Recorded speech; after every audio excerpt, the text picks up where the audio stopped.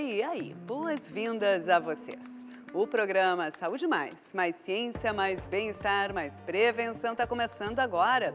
Não sai daí. Envia a tua sugestão de pauta para saudemais@tve.com.br. A gente conversa hoje com o Alfredo Metzger sobre síndrome do túnel do carpo. Vindo, por favor.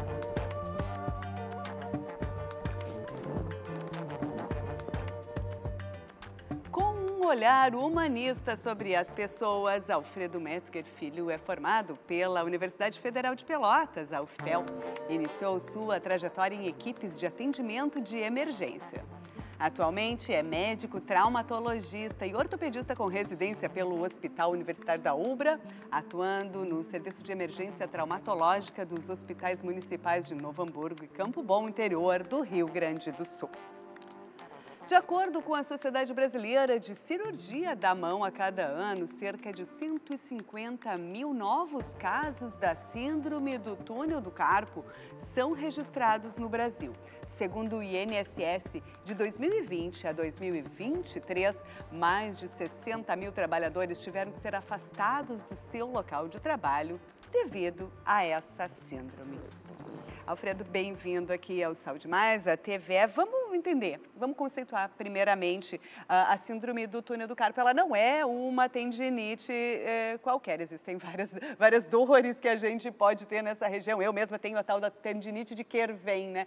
E o túnel do carpo é um local específico. Vamos conversar e contar para a gente, desmistificar esse problema.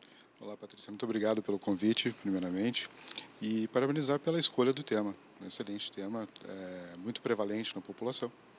E acho que é bem importante a gente ter esse olhar para um diagnóstico mais preciso dessa doença. Como mesmo falaste, tem uma diferença bem grande para tendinites do punho, dependendo da região, da localização, onde se tem os sintomas. Então, a síndrome do túnel do carpo, ela é a síndrome compressiva mais prevalente do membro superior. Ela é a mais comum dos membros superiores. Então, o que é essa síndrome compressiva? Dentro do túnel do carpo, é uma estrutura óssea formada por um assoalho ósseo e em cima dele tem um teto que é um ligamento. E o espessamento desse ligamento ele faz com que aumente a pressão dentro dessa câmara, dentro desse túnel, e faz a lesão do nervo e, por consequente, os sintomas. Sintomas, principalmente. Formigamento no primeiro dedo, o polegar, segundo, terceiro e a bordinha para o lado do polegar do quarto dedo. Outros sintomas que possam confundir diagnóstico, vão ter uma outra localização. Por exemplo, se nós tivermos uma compressão no túnel de Guion, no canal de Guion, nós teremos uma síndrome compressiva do nervo ulnar, né? Esse é um exemplo de diagnóstico diferencial. Sim, para a gente ficar observando.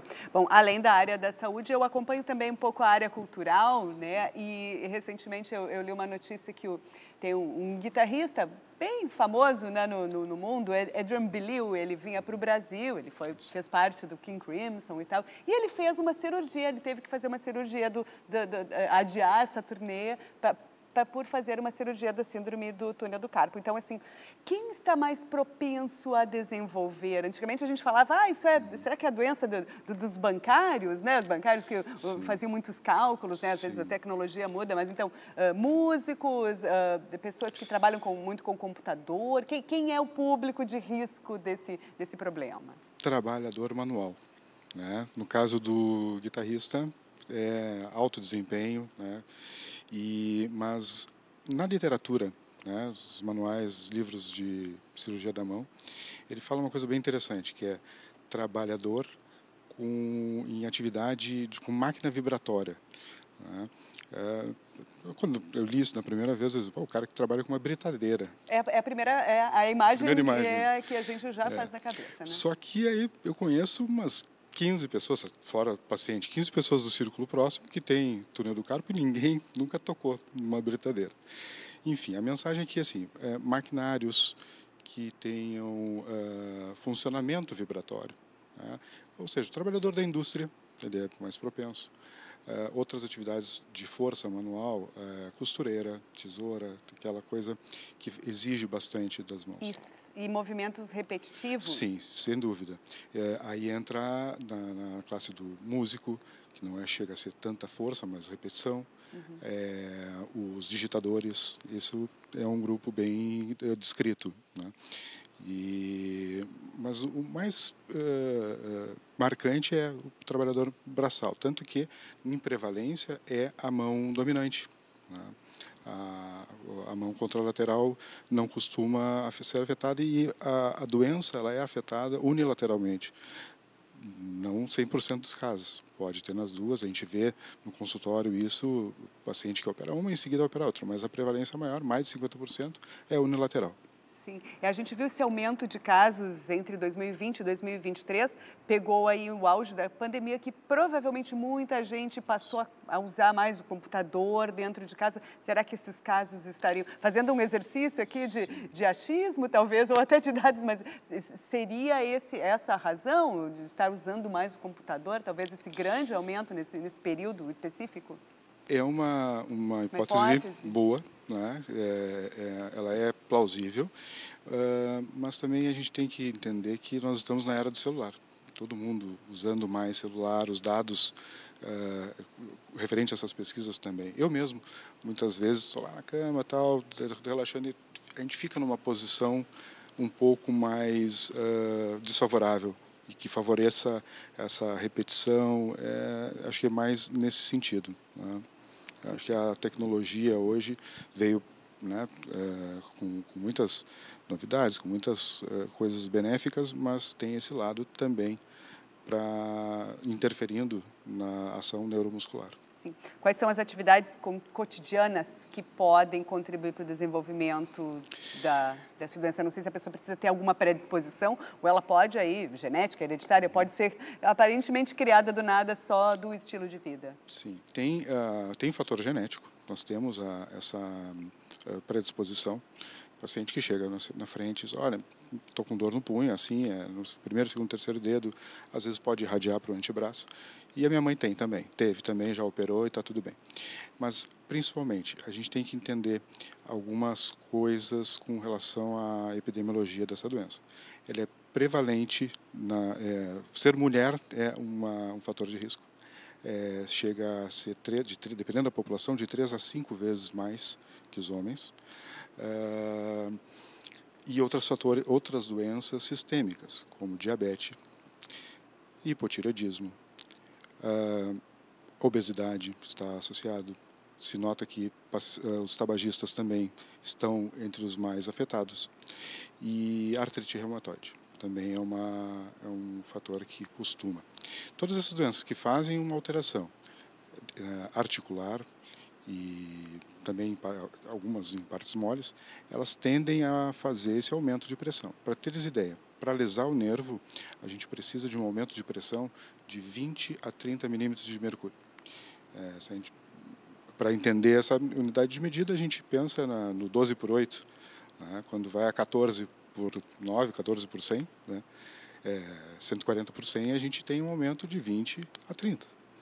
E esse pequeno aumento, quando é uma pressão dentro do túnel, ela já começa a causar lesões no nervo mediano.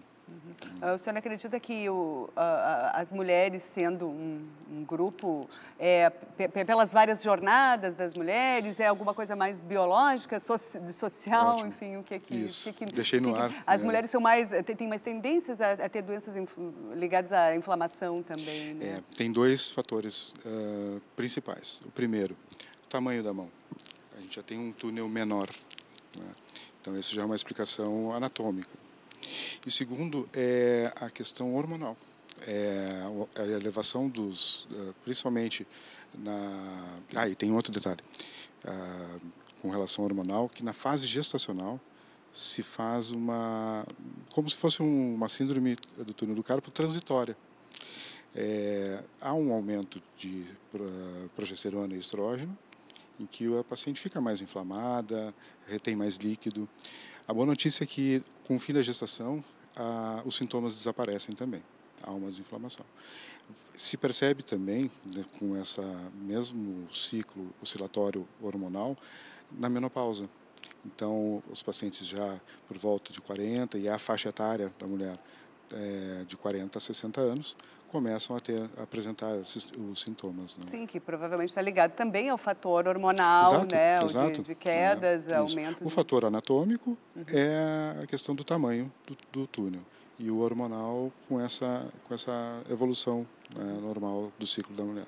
Bom, um paciente tem uma queixa, ele vai precisar de um diagnóstico. Então, como é que é feito o diagnóstico mais eficaz para a síndrome do túnel do carpo? O principal, ele é um diagnóstico clínico. Tá? É o paciente sentado na frente, a gente examinando. Existem 3 testezinhos muito simples que a gente faz, são testes provocativos, que ali a gente já tem uma boa pista da doença. De exames complementares. Tá? Primeiro, que é uma doença que ela pode ter um caráter agudo e ela pode ter um caráter crônico. Nos casos agudos, normalmente por fratura, um trauma, né, que altera toda a anatomia ali, inchou aquele punho que está extremamente demasiado e está aumentando a pressão. Para esse caso, o raio-x vai nos dizer que aquilo ali é o que está causando. Né? Para os casos crônicos, nós lançamos mão de 2 exames. A eletroneuromiografia, para avaliar o potencial de condução elétrica desse nervo e de lesão, e a ultrassonografia. A ultrassonografia para avaliar a estrutura das partes moles, muitas vezes até pode-se lançar a mão da ressonância magnética, mas isso não é o cotidiano. Mas existe uma importância para o médico, para o ortopedista, ao pedir isso. Muitas vezes é pela questão do registro. Registrar aquela doença de uma forma mais objetiva. Mas o diagnóstico mesmo, ele é clínico.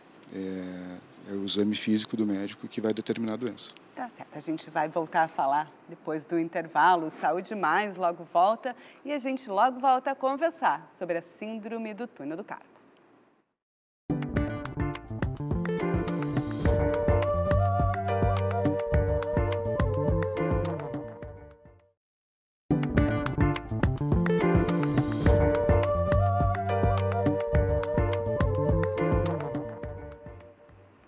Saúde Mais está de volta e a gente continua a conversar sobre a síndrome do túnel do carpo com Alfredo Metzger Filho, médico traumatologista e ortopedista. Bom, doutor Alfredo, em que situações a cirurgia é indicada? Normalmente, quando já está no estágio mais avançado da doença. Primeiramente, a gente tenta um tratamento conservador. 2/3 muitas vezes é resolvido dos casos. E o que prediz a cirurgia? Normalmente com 4 critérios. Tá? Menos de 50 anos, sintomas com menos de 10 meses de evolução, sem tenossinovite dos flexores, que eles passam no mesmo túnel. E dentro desses critérios, se algum estiver alterado, né, a gente indica a cirurgia. Mas principalmente quando já está comprometendo musculatura, né, força, esse é o principal. E quais são as opções de tratamentos não cirúrgicos, então? Porque eu imagino que antes se tente, né, fazer uma fisioterapia, então quais são os... Como é que nós temos assim, a fisioterapia é o nosso grande carro-chefe do tratamento não conservador. Injeções de corticoide dentro do túnel para promover uma desinflamação ali, por assim dizer. E hoje tem ainda o que há de mais novo, sim, nesse sentido, a última evolução foi tratamento com laser, né? Laser de baixa potência, de infravermelho, costuma resolver bem. Em casa, o paciente também segue, né? Não é só na sessão de fisioterapia, então segue com uma série de exercícios, de alongamento, né? de mudanças de hábitos também. Isso costuma ajudar bastante. Sim, e doutora Alfredo, assim, como é que a gente pode entender como melhores práticas de ergonomia no ambiente de trabalho, porque muitas vezes a gente precisa receber o material de trabalho que a firma nos oferece, né? Então, e pode não ser adequado para todos os tipos de corpos, de necessidades. Então, como é que assim o trabalho tem sido pensado para evitar essas lesões de esforço repetitivo, né? Muito se falou, né, por muito tempo, né? E no caso da síndrome de túnel do carpo. A ergonomia, ela versa muito sobre a relação do homem com o seu material, com materiais. Né? Então, assim, quando a gente fala, recapitulando a questão do trabalho vibratório, é importante que a empresa adapte as necessidades do trabalhador para não perder esse trabalhador. O carinha é aquele que trabalha com uma britadeira mesmo, né? Existem materiais, existem EPIs para isso, existem luvas antivibratórias. Talvez o cara não consiga, a luva não consiga reter toda aquela vibração, mas é um equipamento interessante para usar. Então, materiais e equipamentos de proteção, alongamentos, pausas mais frequentes, mudanças de hábito. Você está sempre fazendo isso aqui, dá uma parada, faz assim, né? Enfim, mudar a direção e alongar, isso é muito importante. Uhum. Há uma diferença de tratamento desse problema em relação a jovens e idosos? Não, em termos assim de tratamento que a gente oferece, claro, tem que respeitar a idade muito mais idoso, ele tem que respeitar algumas questões da osteoporose, né? A gente não avançar tanto nesse sentido. Mas, basicamente, o tratamento é o mesmo. No caso de cirurgia, sim, que hoje tem uma diferença entre técnicas, né? Isso evoluiu um pouquinho mais. Uhum. Né? E existem alguns outros problemas aqui nessa região da mão e que podem ser confundidas com a síndrome? O que diferencia? O que a gente recebe, né, mais para distal da mão são 3 nervos, né, importantes. Então, esse que a gente está falando é o nervo mediano. Nós temos o nervo ulnar, que afeta mais o 5º dedo, e o nervo radial, que afeta o dorso da mão. Então, assim, quando o paciente chega, eu estou com dor e dormência, né, na mão, a gente procura entender qual território que está acontecendo. Tu tinhas falado no início, né, sobre a tendinite de Dequervain. Ela é uma tenossinovite com uma característica muito própria dela. Primeiro que ele vai ter dor e não o formigamento. Né? Então, a síndrome do túnel do carpo, ela é marcadamente notada pelo formigamento, e especialmente à noite ou início da manhã. Então, o paciente, muitas vezes, eu não estou conseguindo dormir. Não tenho mais qualidade de vida. Isso aí se prolonga ao longo do dia, mas principalmente à noite é muito maçante. Tem até...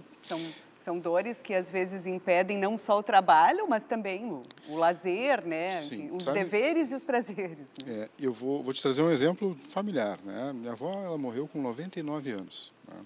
Até os 94, 95, ela fazia muito trabalho manual, crochê. Ela costumava dizer que ela poderia encher uma casa com aqueles trabalhos. A partir muito antes, antes dos 90, ela começou a ter dor, mas ela era uma batalhadora, assim, fazia muito trabalho. Só que chegou um momento, só nos 94 anos, né, espero que nenhum dos pacientes cheguem a essa condição, que a tratem muito antes, né, para chegar na terceira idade com muito mais qualidade. Aos 94 ela não conseguia mais, a musculatura toda atrofiada. Já.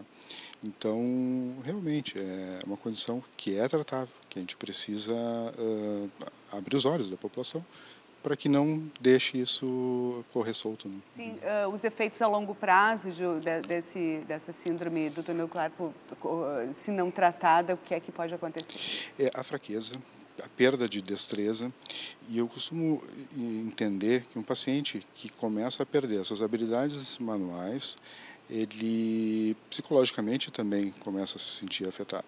É aquele tiozinho que já não consegue mais botar o quadro na parede, né? O mecânico que já não consegue mais apertar as rodas, né? Ou, enfim, os parafusos.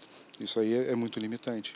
Então, esse tipo de impacto que ele precisa ser sanado antes disso acontecer.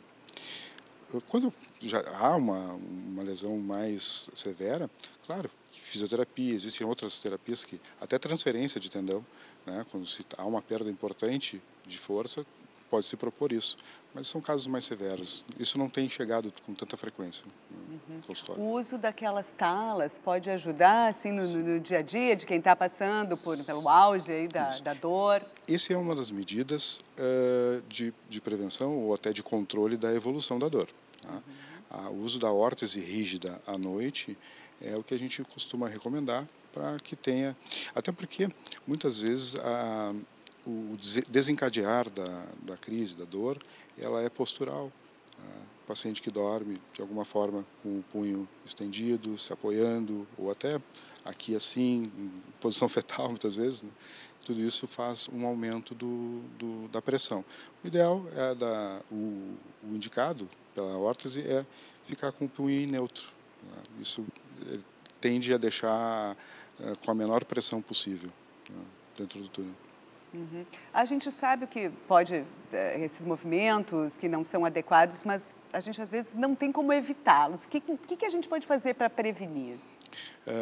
As medidas de ergonomia é o principal. Os controles de saúde global, aquela prevenção que a gente faz para hipertensão, para diabetes, no caso a hipertensão não vem como fator de risco, mas prevenir de uma forma geral essas condições que podem agravar. Então, diabetes, o hipotireoidismo, isso com controle, a tendência é não adicionar fatores agressivos à doença.